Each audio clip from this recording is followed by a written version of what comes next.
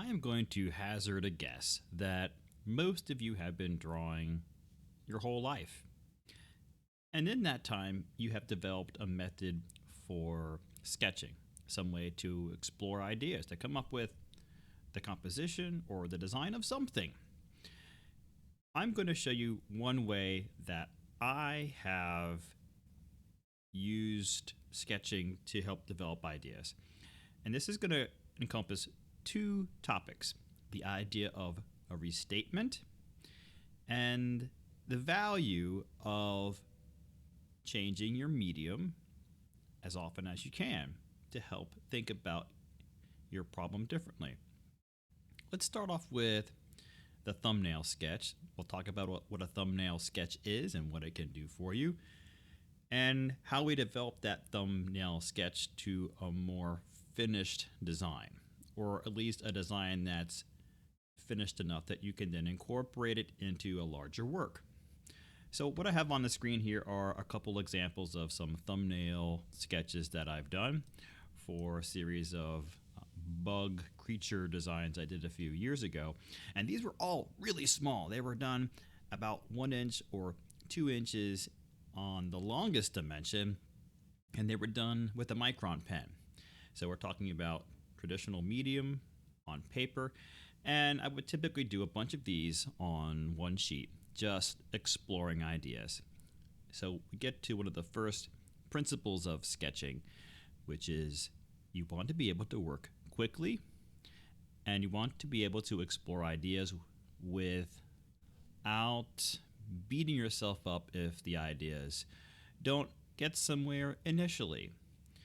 You want to be able to draw freely without that expectation on yourself of making a great masterwork. And that's how the quick, small sketch like these helps you with that, because you just don't have the clarity to do anything too fiddly. It has to be exploratory by its nature. So these are ink drawings that I've used to explore some just initial designs. And if you want to, we're going to transition this to somewhat of an exercise to do together. And the framework for this is that we're going to be designing a creature together. We're going to make a behemoth, and I'll define that better later. But we'll do that by making a few thumbnail sketches first, just to explore shapes and possible designs. And then we'll pick the very best one of those, and then we will restate it. Restatement. So this bug right here has gone through some restatements, and if I were to show you the final, well, a more final version of this drawing, you would see that this did get resolved to a much more detailed level later on in the process, where I have kind of figured out a lot more about the design. But it started out with this simple little ink drawing. Then the restatement. I scanned it in, and we will do our restatements completely as a digital medium. I lowered the opacity down so that it was just a faint impression, and then I redrew on top of it, allowing me to find new forms, to embellish, to correct some of the angles of the legs. Really to be inspired by the original lines, but not to be beholden to them at all. I can just go off in different directions. So you're inspired by them, but you're going to restate and change and improve what you have done originally. And that's what a restatement allows you to do. The more restatements that you can do, the better the final design is going to be.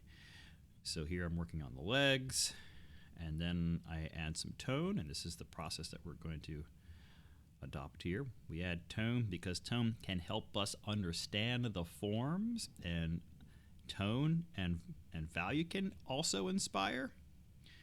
Here I've laid in some design for the shell itself. This I then printed out onto some paper, very faint, and I did another line ink drawing on top of it, and that I repeated several times. So there's a version of that ink drawing. You can see the fine lines there. And then I can bring that back, scan it and bring it back into the computer and do yet another digital variation on top of this, exploring horns, different placements of things. That's what the restatement allows you to do, is you improve each time and you get more clarity each time as your understanding of the forms and the anatomy and the design of the thing starts to solidify and be validated as you work on it over and over again. It shouldn't take that long to go through a few iterations of this. So this is what we're going to practice today. So with the prompt of designing a behemoth, let's make a new canvas.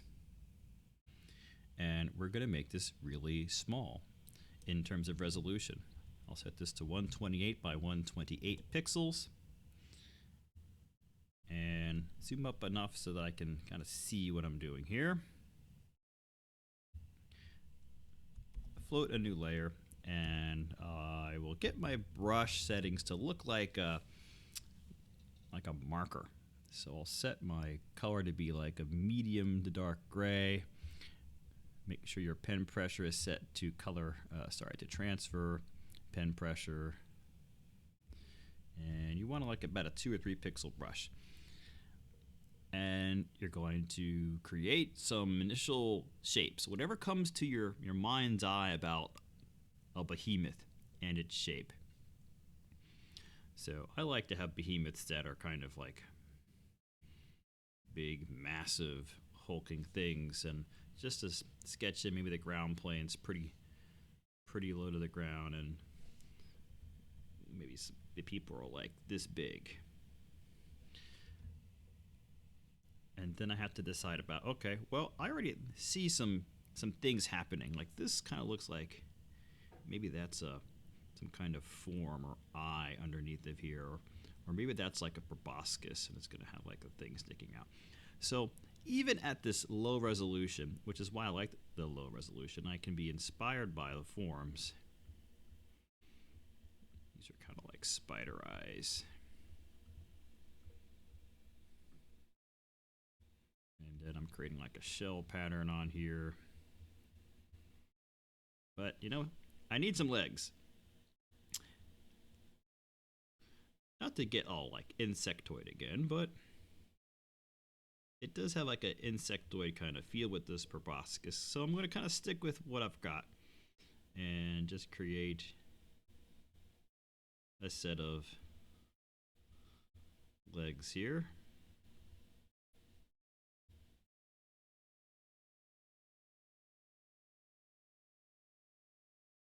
Get maybe something that's kind of War of the Worlds-esque. Ooh, but that might be like another version of this I could try. That's one sketch. And I could take this and duplicate this.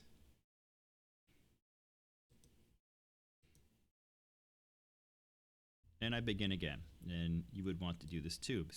And you see how quickly that process happened. I'm going to maybe kind of be inspired by this one. I like the idea of the War of the Worlds behemoth, so this time I'm going to kind of go with it and make some giant mechanical looking thing. Since this is more geometric, I'm trying to lay out my ellipses and I'm drawing through the forms, and it's okay to erase, but only if you feel that your construction lines at some point are making it difficult to read. So I use my construction lines and then I get rid of them. And so now I got this big tubular thing. So now what do I do? Like maybe it needs a little more elaboration. Maybe it kind of comes in just to give this thing some interest. A focal point should be down here though, by the head. So I want to be careful that I don't do too much up here. That's going to distract or look like eyes.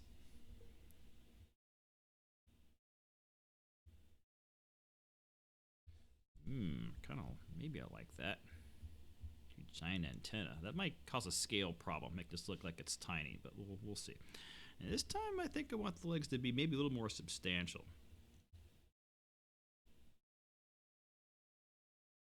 And this is definitely about a biomechanical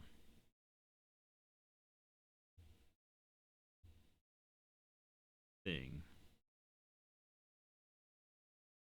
And I'm thinking about like what kinds of creatures have I ever seen in movies, and what kind of proportions do I like, and how are they constructed? So everything you ever looked at is kind of fodder for this big kind of black eye.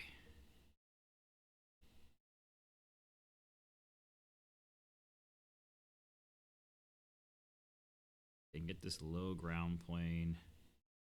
Get some little lines in here for scale reference. Maybe plot in some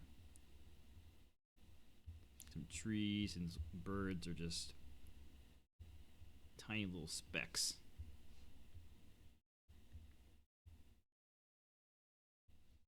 And that's number 2.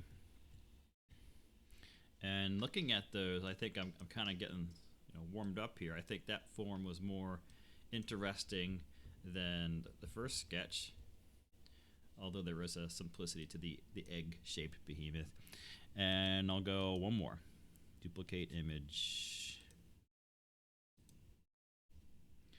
I would make 6, 8, 10 of these. Give it as much time as you can afford to give it. And I'm going to minimize these. I don't want them to continue to bias what I've done. So let's hide them.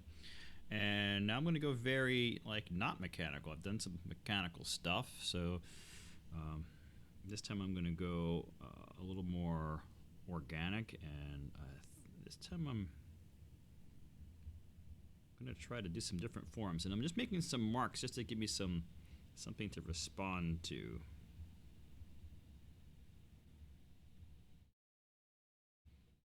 So here, just in those marks, I'm starting to see some things, like maybe like this head kind of comes off of this neck.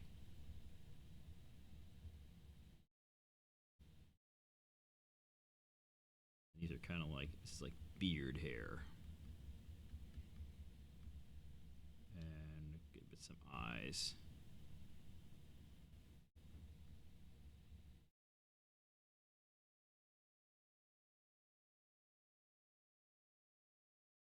Small little head. Had to kind of figure out what's going on with the body. Again, some more scale reference down here, and more specifically the legs. What am I gonna do with these arms? Maybe it's kind of like quadrupedal, which might maybe want to elongate it some. Notice I'm kind of running out of canvas. I'll take my move tool and I'll move it over. I'm gonna give this like really kind of small, almost like bison or rhino legs back here.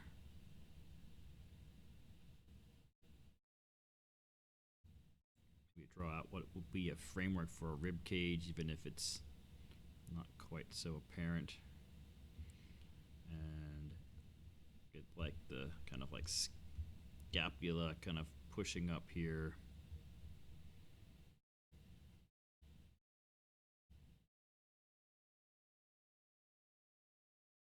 And here are the big brontosaurus kind of legs. I'm going to use like a point-to-point joint skeleton here to kind of keep some structure, and that will help me when I draw the background leg, because then I can imagine the shoulders over here on the other side. Point, and then I'll curl this under even more. Like it's kind of like pawing or getting ready to take a step. And same thing over here, joint, joint, joint, through the form, joint, joint, joint.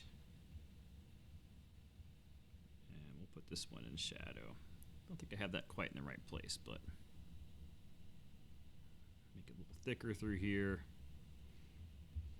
Kind of want to give it some cool horns somehow. Maybe coming off like this. Ooh, maybe they're ears. I don't know. They could be all kinds of fun things. So that is the thumbnail process. Once I have done enough of those, I'm going to pick, and I want you to pick one now of your drawings if you're, again, following along, and pick the one that you want to restate. That's a tough choice. I like some of this. I just flipped it horizontally. And I don't think I'm going to use this one. It's going to be one of these two. I think I'm going to go and use this one. I like this design better, I think. But the restatement in this organic form, I think, has more potential to pull out some important things or allow me to explore it differently. So for the restatement, you're going to increase the size of the image. You can choose to save your thumbnail before you do this. Now, double your resolution. So now we're up to 256. Let me do the right image.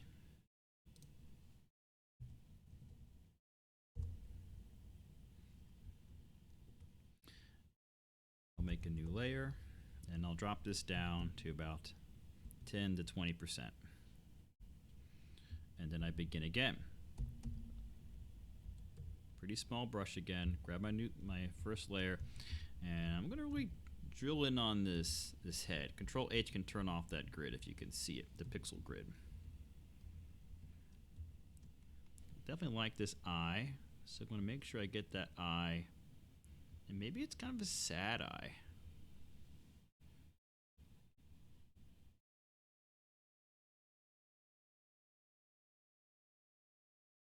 Sad downturned mouth. But there's all this kind of beard hair here.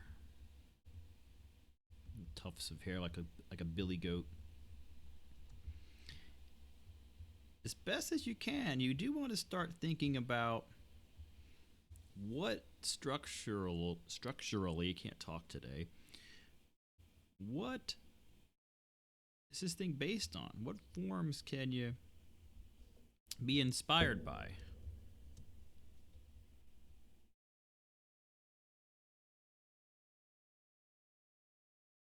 So I do like these as ears. I'm not quite sure why. But big, gigantic ears with tufts on the ends.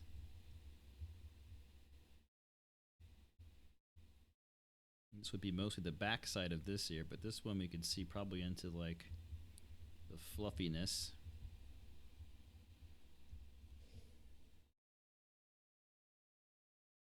This is the jaw, so the back of the skull kind of has to be right around back there.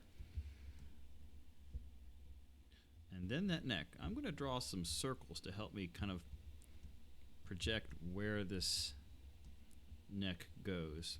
See, that series of circles allows me to kind of make like a snaking old mask for this. But, however, I like the idea of the striations, so now that I've got that path, I'm going to kind of draw over that. And maybe it's got kind of like a flabby, almost like rooster neck.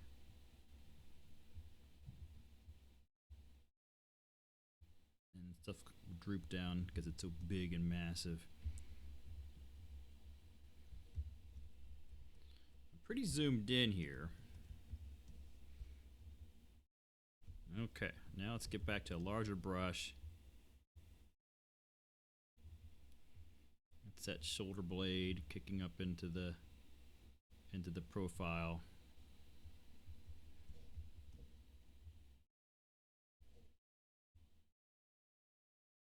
How like furry is this? And does it have like a?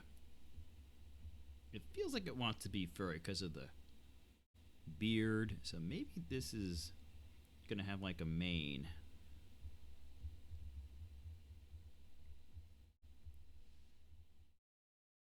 But if it's this huge, like these hairs would still be really kind of small. All right, and so down and get a chance to kind of restate this part.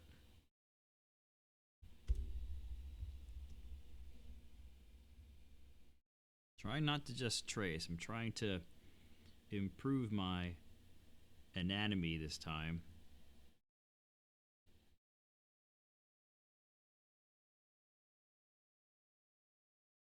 Hamstring.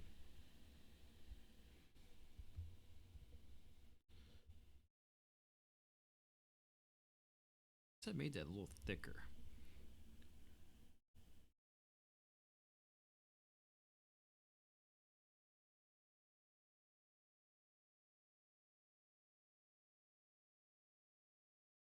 Imagining he's got like these big like elephant kind of nail hoofs. So now we're under the body.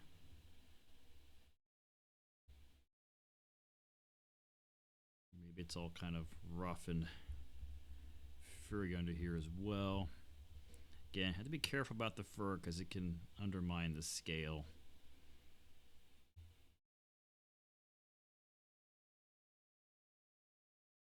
My pace is a little slower this time. Not going quite as fast. Each of these restatements is going to get a little bit slower and more methodical. You got to think out stuff and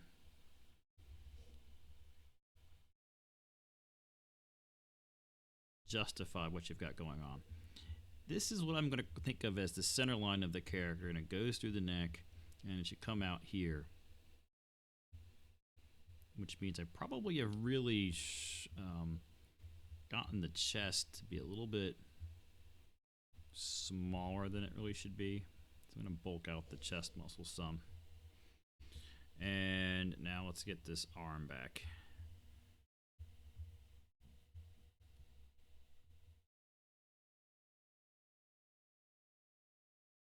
Guess I've really redrawn this differently, but that's what a restatement is for.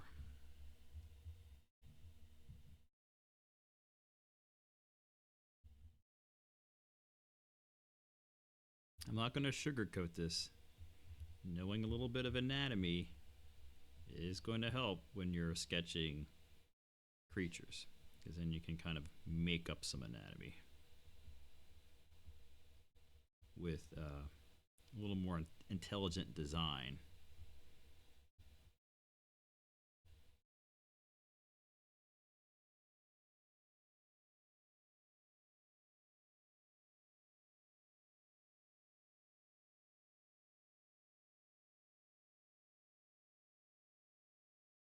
And the arm in the background.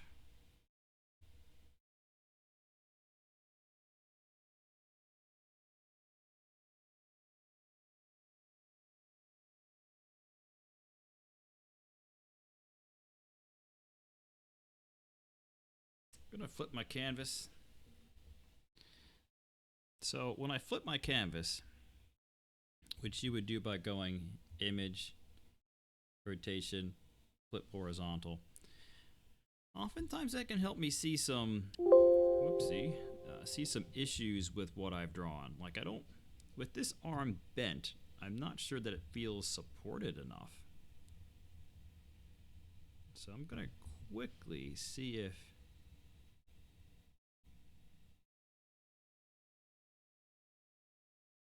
I need to straighten this out. And you can see how rough of a restatement that is. Maybe so. Like before, that doesn't feel supported, or it looks like he's getting ready to gallop. But when I straighten that up, it feels like that leg is taut and is therefore capable of supporting the weight. So I think that's good. So I've done a kind of an adjustment and restatement even within my restatement.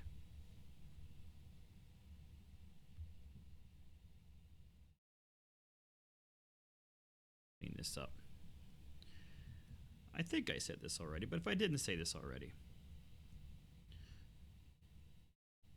this is a pretty quick process. And just because you're restating a drawing doesn't mean it's the best drawing ever. Like, there's still some things about this design I think are not as good as some other ones I've done in this kind of with this prompt. But get my little people here.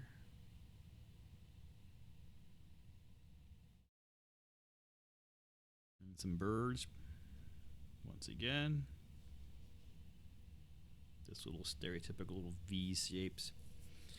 Next, you're going to make a new layer, and you can do this in two ways. You can fill this whole layer up with middle gray and set this to multiply. And what that gives us is what is the equivalent of toned paper. And it'll be much easier for us now to grab a light color, like white, and start to pluck out some highlights to get a sense of the lighting on the form. And I'm going to define the major planes with some of this light on the top of the head, assuming the sun's coming from up here, right? Maybe some light hitting the tufts of the ears. Certainly light on top of the shoulder bone protrusions. And on the neck, be mindful of the texture. So this is like almost like a tortoise neck. So I'm gonna shade this with dots to kind of highlight the texture. So don't just go highlight, because you've undermined your chance of actually not only to define form, but also texture at the same time. Somehow this doesn't feel like a very soft brush. It isn't a soft brush. There we go.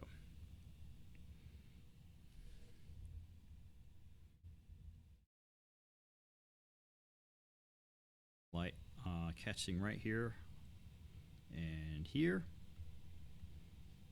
I'm just thinking about how the light comes in, what surfaces are directly perpendicular to the light source, but also just a little bit of what do I want to bring out and what do I want to kind of quiet. So that's the highlight pass. Then I'm going to grab a darker gray, not pure black, but pretty dark, and then I can start to shade things like the undersides of forms. Try to create a good sense of volume, thinking about the cylinders that we tend to have in anatomy. This is like a big sphere. This whole thing's like this egg-shaped sphere.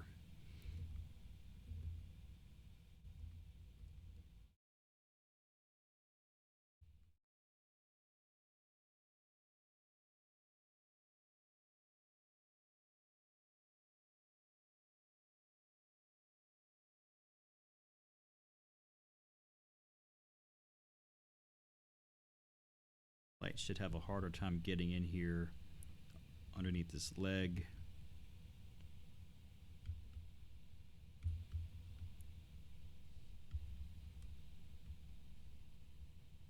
Some shadows here on the neck.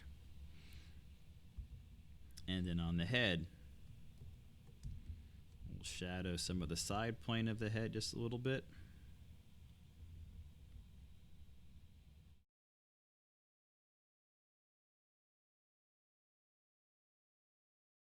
bring out the delineation between the skull and the neck.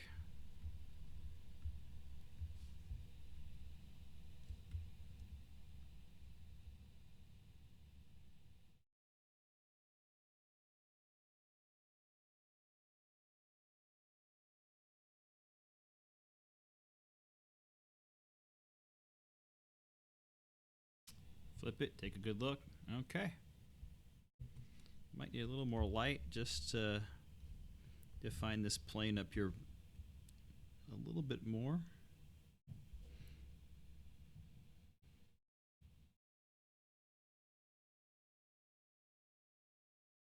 So that is a restatement with some tone put in. We could use this as a chance to maybe start to develop a little bit more of the background. Maybe a sky up here.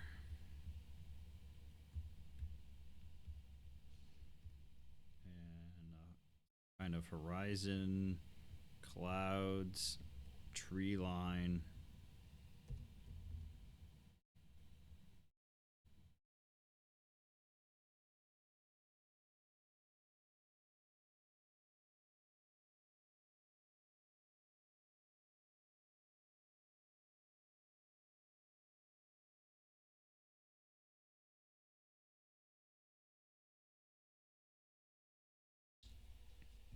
Okay, so I would then increase this one more time in resolution. Go to image size and go up to 512 by 512.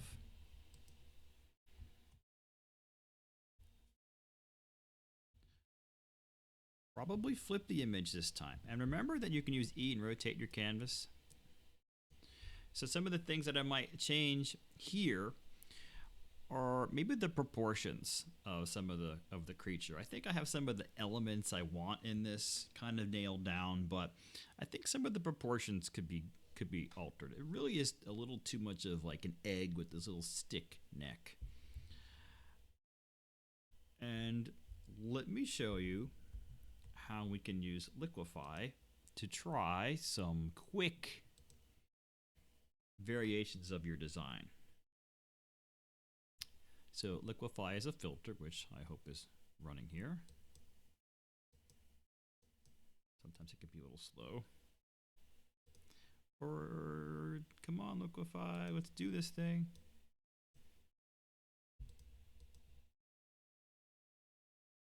It just doesn't want to come up.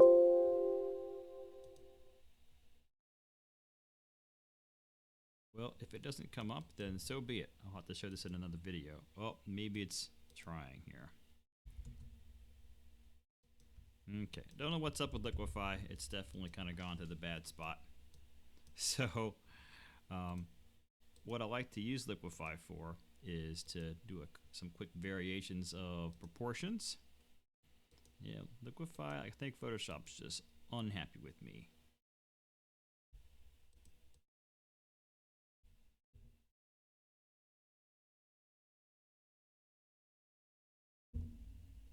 So I'm going to see if I can get Liquify to work, and we'll continue this in just a second.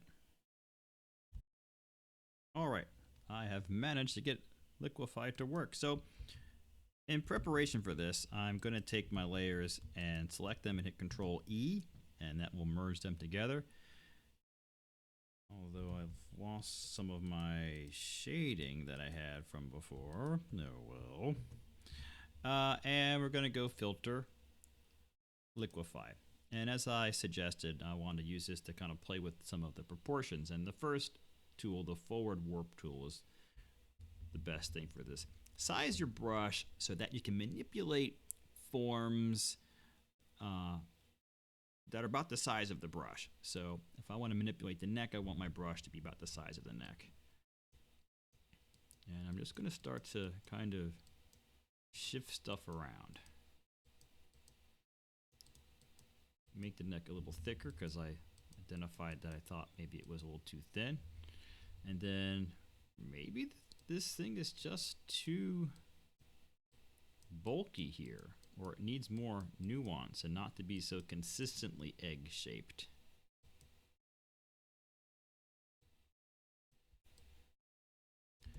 So you can use this to really do some quick and dirty reproportioning of things that you can kind of do with the transform tool, but not really. Maybe this leg is too spindly, so I'll beef this up just by kind of smearing some of this around. And yeah, we can do this with drawing, definitely, but it gets me to maybe a better proxy of how this would look, since the rendering is pretty solid. If I go back to the sketching phase, I'm going to kind of lose some of this. So yeah, I kind of like it getting thickened up a little bit here.